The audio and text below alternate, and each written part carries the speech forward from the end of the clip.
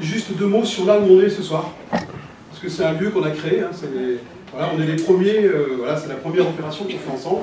C'est le premier Positif Café, ça s'appelle Positif Café d'ailleurs. Hein.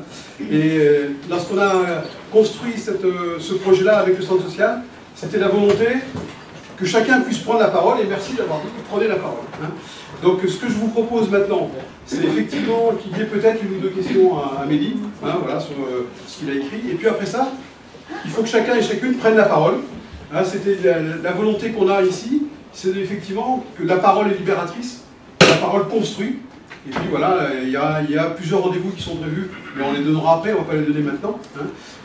C'est la première chose que je voulais vous dire. La deuxième chose, il y a une page Facebook, Positif Café, qui se met en chantier, et il y a le Lyon Bondi Blog qui filme, et vous allez retrouver ce film-là construit sur la page Facebook Positif Café 8e.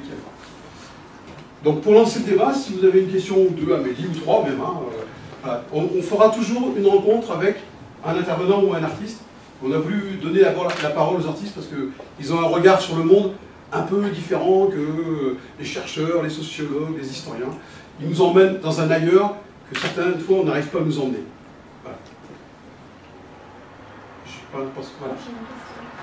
Est-ce que vous personnalité Alors l'avantage du slam, c'est que c'est entre la musique et la poésie. Donc j'en ai certains sur disque et d'autres effectivement.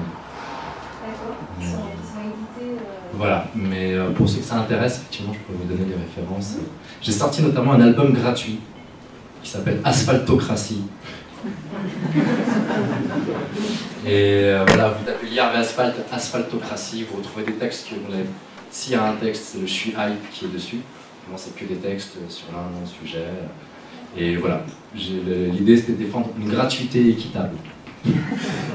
C'est-à-dire que je vous le donne, en échange vous l'écoutez pour de vrai.